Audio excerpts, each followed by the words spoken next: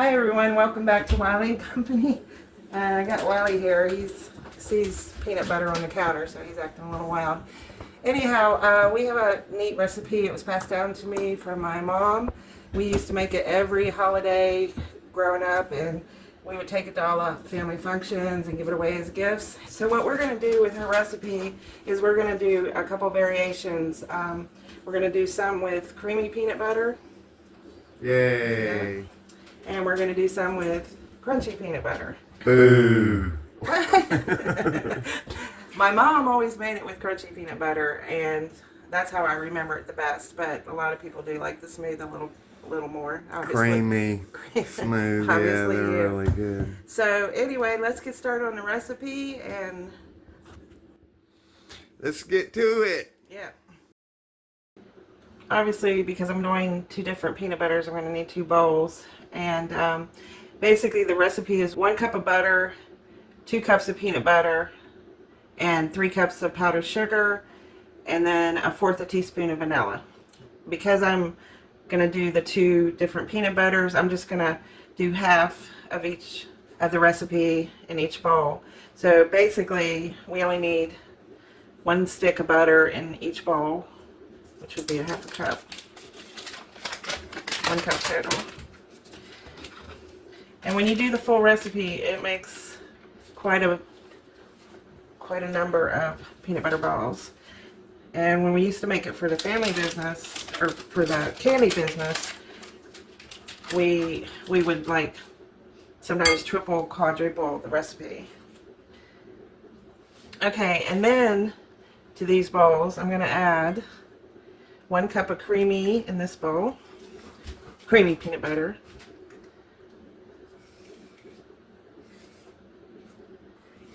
And I did forget to mention, you want your butter to be softened pretty good at room temperature. I've had mine out for several hours.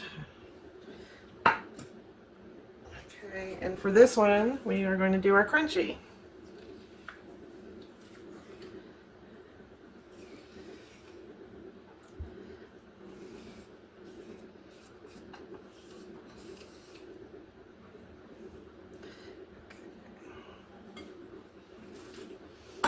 Peanut butter smells so good. Alright, in the past, I've always mixed this by hand, but I'm going to go ahead and just rub up the hand mixer and mix these 2 ingredients together.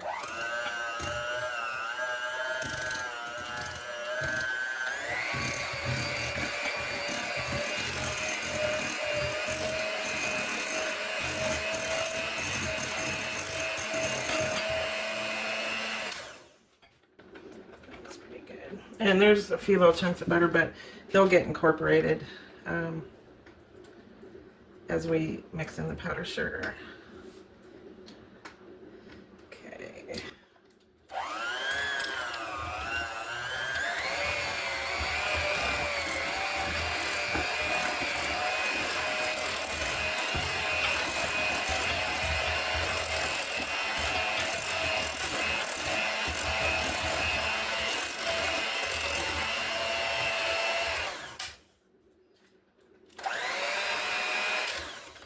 It looks pretty good. And I'm going to go ahead and add the vanilla here. It's 1/4 teaspoon of vanilla for the whole recipe, so we'll do 1/8 in each bowl. Get my 1/8. Does this one have an 1/8? No, this one doesn't have an 1/8, so we'll just kind of guess here. And y'all be so proud of me for using measuring, because a lot of times I just throw stuff in. I know they say you shouldn't do that when you're baking, but you know, I did measure the peanut butter and I'm going to measure the powdered sugar, so.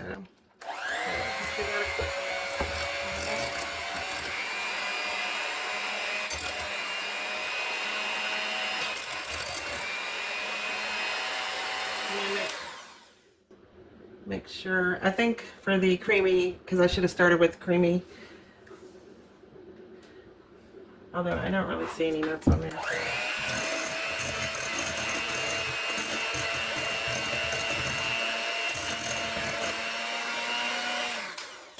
Basically, I was trying to, you know, avoid getting nuts in the creamy one, which I don't think it's going to make much difference.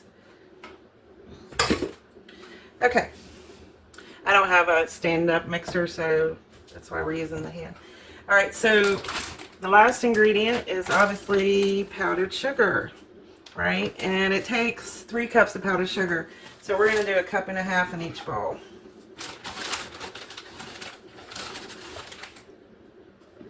There's a cup.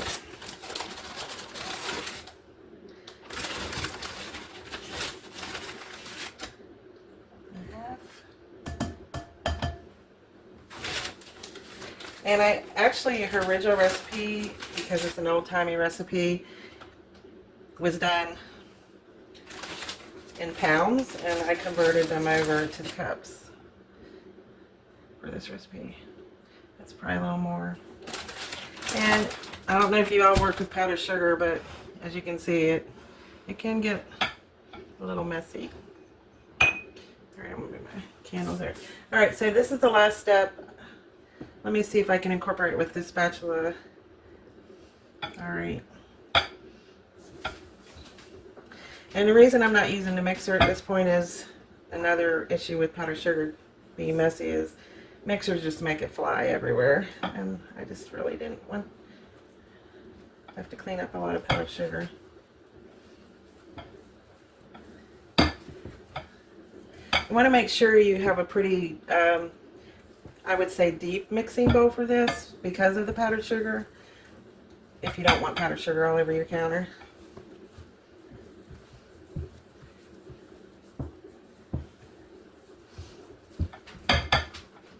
It smells so good, and I don't know if you can see little Wiley right here. He loves peanut butter. He can smell it. You could eat this part, buddy, but you can't eat the chocolate covered part.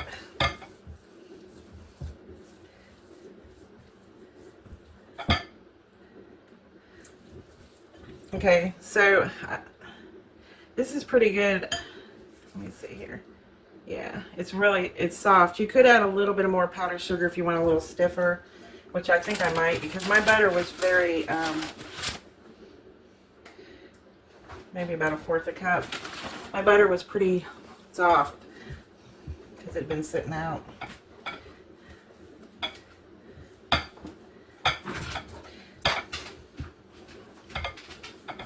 So I guess I'm saying, even though it says 3 cups of powdered sugar and we put 1.5 cups in each bowl, you might add just a little bit more just for consistency. Probably should switch to my bigger spatula. This one's kind of small. You know, I'm a big spatula fan. I mean, you can use spoons, but if you use a spatula, then that's one less thing you have to clean.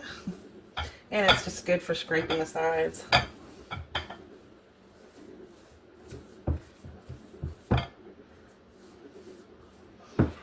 Alright, there's one, and we'll do this one.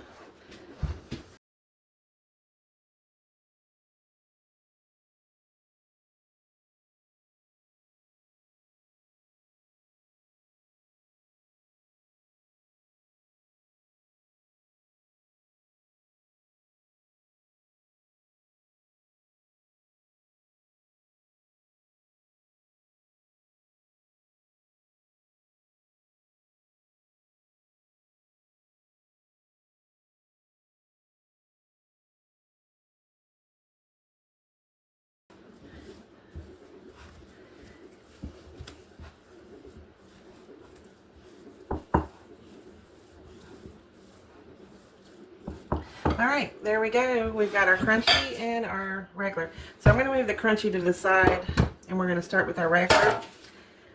And if I was doing like double batch, triple batch, I would use my big cookie trays. But because this is just the one small batch, I'm just going to use this pan, and it has a lid, so it'll be easy. Because what we're going to do is pop these in the freezer. So I should probably show you this first. You could just pinch some off, make about 1-inch ball. I've done that many times. And you just pop it in the pan. However, I now have this great little, what do you call it? Cookie. I use it for cookies all the time. if anybody can think of the name of it. And it really does nice because you can get pretty much the same size, which is kind of what we want. When you eyeball them, you know, they're not quite as consistent, but it's candy. It doesn't have to be. So I'm just going to make my balls real quick here. This is kind of how I do snickerdoodles. I'll make the balls and then I'll just roll them real quick. Okay.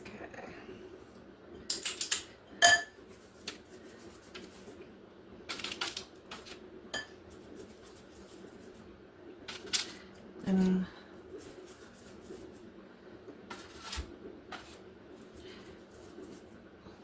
also, I forgot to mention, you want to either put some parchment paper in your pan or wax paper or foil. I like parchment paper the best. My mom always used wax paper because growing up we didn't really have parchment paper. It wasn't as popular as it is now. And we'll actually reuse this parchment paper when we go to dip them, because I'll pull it out of here and put it on the cookie trays that we're gonna.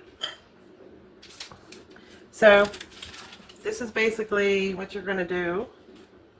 You just make about 1-inch balls, and I'm gonna go ahead and finish this. I'm sure you don't want to sit here and watch me do this for 15 minutes, and we'll come back when the pan is full. Alright, so here we have our little 1-inch balls. This is the smooth, this is the crunchy. I actually have just a little bit more dough, but I came up with this to divide it so I can get them all in one pan. So I'm just going to drop a few more on top here. And like I said, I have it covered. And so once I get that ready to go, there's just a little bit of dough left here. I'm going to pop those in the freezer for about an hour. They can go longer in the freezer. You can do them the night before and do the chocolate the next day. I've left them in the freezer for up to a week. So whatever you prefer. But we'll come back and we will show dipping them in the chocolate. See you then. So we're going to use chocolate candy coating. This is like a milk chocolate, and we're going to actually add some semi-chocolate chips to it to make it a little bit darker chocolate. Semi-sweet? Yeah, semi-sweet. So I'm going to go ahead and get this opened up and start melting. So basically you want to chunk this up a little bit, and there's several methods for melting. You can melt them in melt chocolate in a double boiler with water underneath. I don't really like that method. Have done it in the past, but if you get steam or any water in your chocolate, it's going to seize up and you're going to have a mess. And another method is to go ahead and melt it in the microwave. The only issue with that is that your chocolate will start to settle in your container as you're dipping, and you don't have as long. You really have to go fast. So we actually were gifted this one Christmas. It was a candy making kit, and this has a nice little heating pot, and we actually got 2 pots with it. And it's great because you can melt your chocolate, put it on low, and you can just take your time doing your dipping of whatever candies you're doing. So I've already put a little bit in, and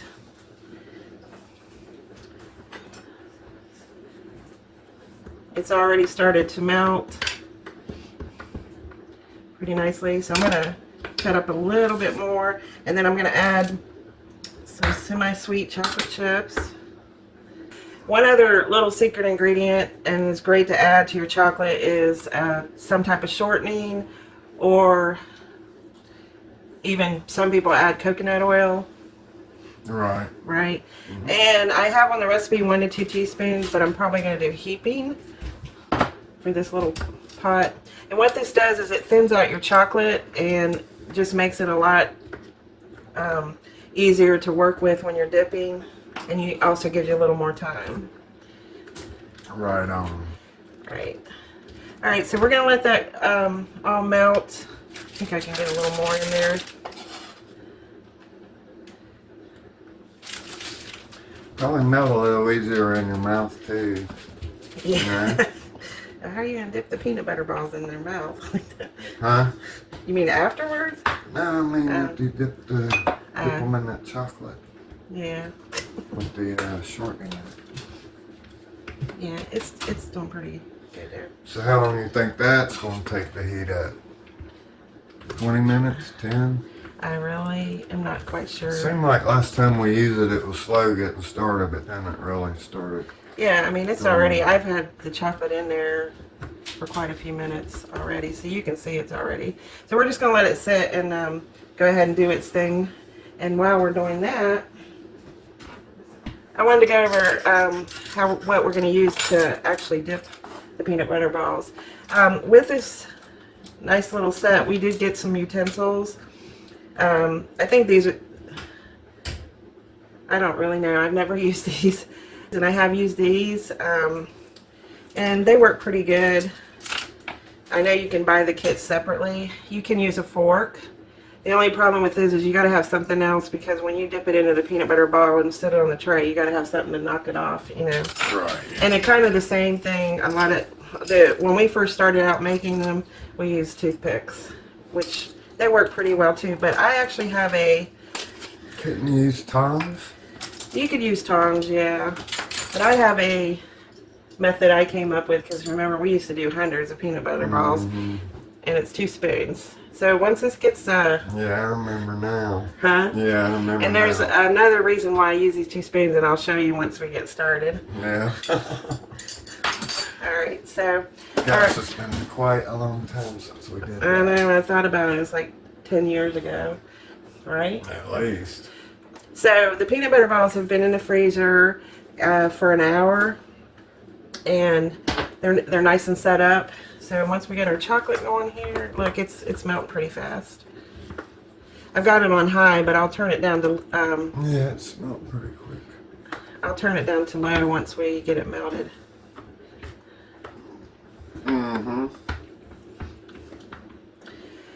We also are going to do a few with the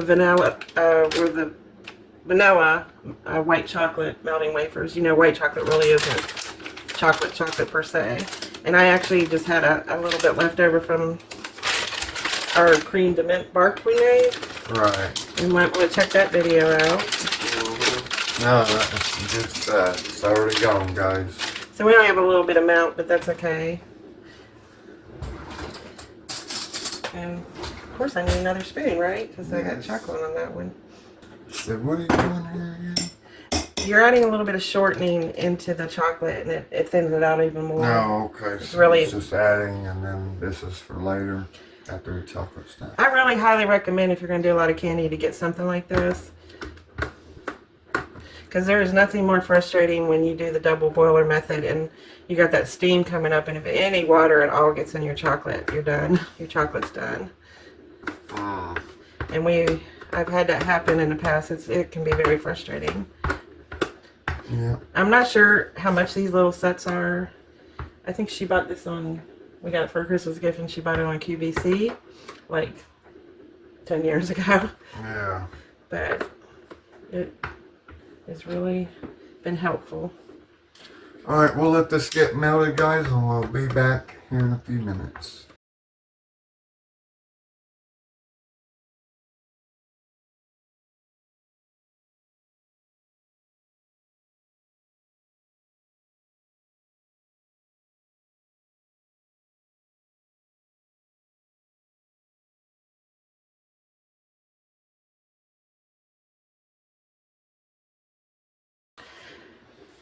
Alright, guys, we're back. We got the chocolate ready to go. We got the peanut butter balls. There's a whole layer under that paper right there. So I actually added a little bit more shortening, and you can see you can kind of get a little bit of a swirls when you do that. But that's about the consistency you want to do the dipping. Right. So, but if you do want that thicker, then don't put as much shortening in it. Right, exactly. So I'm going to move this back and take this off of here. Take this spoon out of here.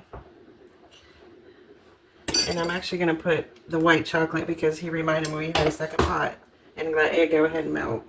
Okay. Alright, so we got a tray here, and I actually folded the parchment paper. It's best to put the dipped peanut butter balls, any dipped candy on like parchment paper. My mom actually used to use wax paper because that's all we had back in the day. Right. Right. All right, so we're going to do some crunchy ones first. So here we go. Just drop them in there. And here's my technique with the 2 spoons.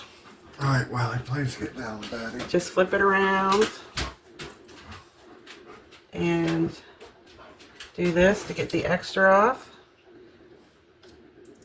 And then put it on the tray.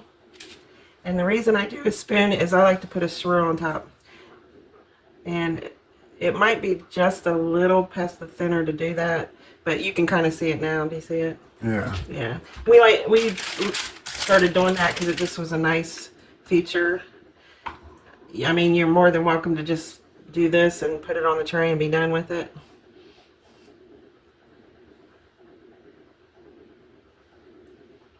And I actually will demonstrate with that other tool just to, and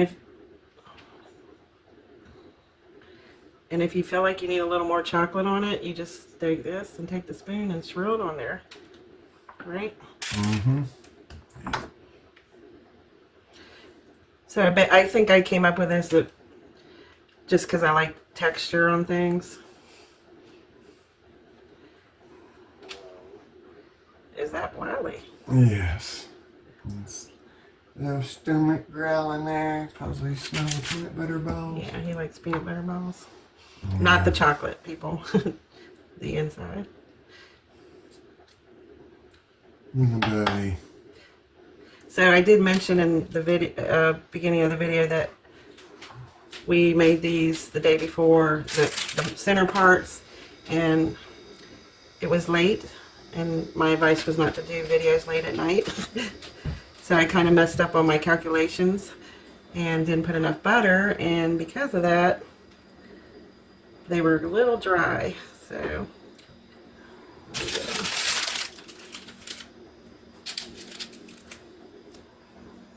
yep, pretty good. you can see they're already starting to set up. Mm-hmm.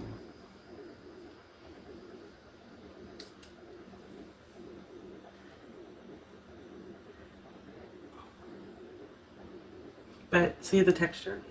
That's why I do the spoons. Mm-hmm.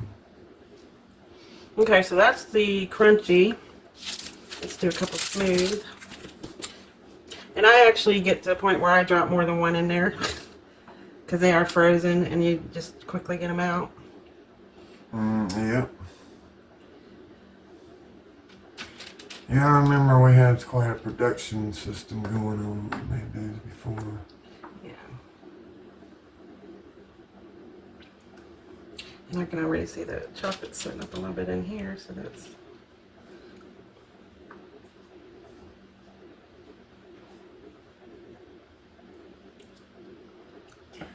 Yeah, we were doing this before the internet.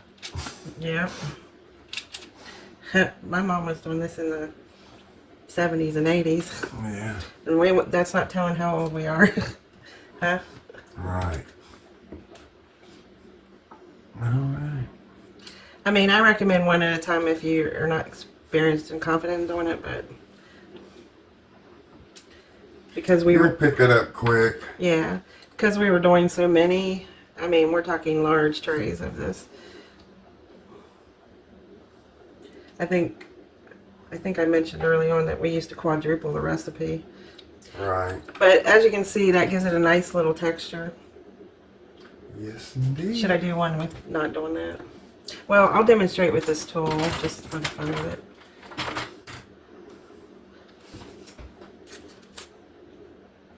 So this is the tool that came with the thing. The chocolate melter. Which... Ain't bad. It ain't, yeah, it's not bad. It's gonna be smooth, that's for sure. Yeah. But see, right there, it leaves a chunk. Yeah, I see it. That's what I know. But you can just easily cover it. Mm. Let's see if I can do my little swirl. No, see. You can do that. No problem. There you go.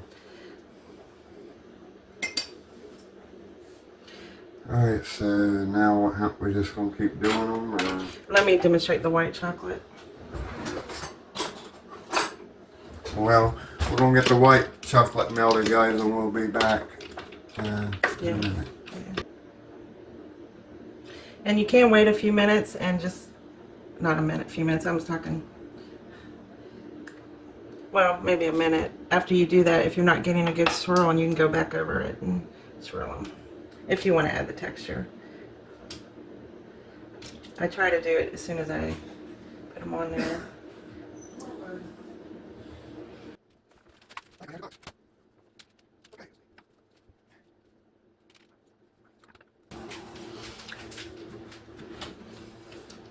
Alright, so our white chocolate has melted, and I don't have a lot of it, but let's go ahead and do a few. For all you people that like white chocolate or white coating, it's not really chocolate. I think it has a little bit of cocoa in it, but. Alright, here we have a dozen smooth peanut butter balls, and we got a dozen of crunchy. Yeah, I had to write this on each side, so because you know, obviously once it gets covered with white chocolate. Oh yeah, okay, I see you did right there. Yeah. And then we'll do a few crunchy. Oh, those look good there. Mm-hmm. Did we do white ones before? Yes. We did? Mom and I, when we came up with that, when we were doing them for the fair, we thought we had a lot of white chocolate. Right. Yeah, that was a big kick in there, wasn't it? Yeah. We used to actually go to a candy store in one of the bigger cities and get the little finer white chocolate, because you can tell a difference. This works. This is just the inexpensive, but the finer is just a lot smoother, but they're still pretty good. All right, So you got 6 there. Yeah. So I wanted to show, if this is pretty standard how you keep them or make them, but if you wanted to add some decoration, like you could add sprinkles just as you're pouring them. Yeah, so you're going to drizzle some of that white on Yeah. here. Okay. But I'm going to use this little fork thing because... Make a better one here. And that's not going to work. Alright, we're going to go spoon. I think I can do it. Yeah, that's it. Yeah. Just to add a little touch to them. Yeah. Go ahead. Okay. Alright. Yeah, that looks looks nice. And then for the white ones, or the white chocolate, white coated candy. I keep calling it white chocolate, but it's white candy coating. And you can stick these in the fridge too. Right, right. So you want to move that over and you need to let it set a little more. Yeah, on the white ones. Yeah. And then you're going to drizzle some chocolate on top of them. Okay. Right. Yeah, it's about ready to eat one, I tell you that. Well, you can taste test. I kind of said, oh, maybe I didn't say it in this one. Not yet, there is that. Huh? Oh my goodness, he's over here already trying to taste them. Well, yeah. Well, I mean, you only... Yes. Oh, well, there's that one in the fridge. Yeah. All right. Well, get you doing that, and then we'll finish up here. What? No, I'm not getting meat. What are you doing? Where's the one in the fridge? Right here. Oh, that was the other thing. Get that tray, please. Tray. Oh, here it is. Another thing you can do, besides putting them on a tray like this and then, you know, packaging, is you can go ahead and put them in these cute little muffin holders or whatever. And then they're all ready to go. And they look cute on like a table. And look, I'm doing it with 1 spoon. But I'm doing my swirl. There you go. Just like that. And then once they set up, all you gotta do is put the whole thing in a package. Yeah. I'll go ahead and do some of those because our son is actually going to a Christmas party next week. So, and these do freeze. You can make them ahead of time, and they freeze. I'd say 3-4 months.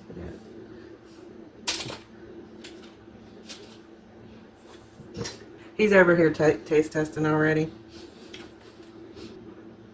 And see, you can see the chocolate thickening up a little bit as it's sitting out from the heat, so doing the swirls is a little bit easier. But I just like the texture on them like that. Okay. Uh-huh. And it looks really cool. I don't know. Did you get up close on the white ones? Yeah, I did. Looks really cool on the white ones. Mm-hmm. All right, so same thing like we did the chocolate ones. We're just gonna dribble a little. Oop, got a little much on that one, but it's okay.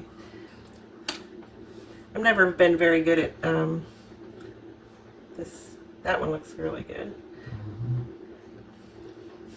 Slinging coffee or chocolate to make. But you get the idea. It's sort of thick. Comes cooling down. Yeah. Yeah. It would be better to do it at that really thin stage. Oh, sorry. Tripping over dogs here. This is a really nice one.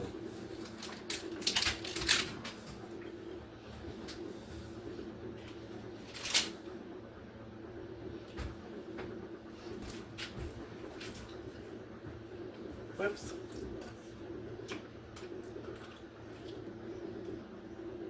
Let me get a picture. All right. Peanut butter balls. So here we have our peanut butter balls, and we've done crunchy peanut butter and smooth peanut butter. Dipped them in a white chocolate as well, and done a little bit of swivel. I never can say that word. Swirling. Striping yeah. chocolate to decorate them a little bit. So I'm going to taste. Let's see. I like crunchy.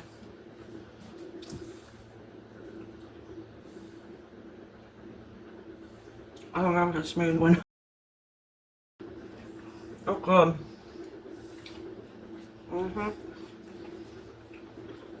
It's not that much crunchiness to it, really. That's what I'm saying. I think the peanut smooth for crunchy. It's not like Jif, which has peanuts all the way through. So that's one thing to consider if you decide to do the crunchy is maybe get Jif or I don't know. Yeah. So still good though. Yeah. Oh yeah. But like I said, I don't like Reese's cups, and I'll eat these. Because these are better than Reese's cups. Mm-hmm. Yeah. So. All right. Thanks for all far. That's how you do it, guys. So. Thanks for stopping by. Yep. Hope you enjoyed the video, and hope you're enjoying your holidays and making lots of goodies. Try this one out. Right on. God bless you guys. Take care. See you on the next one. God bless and take care.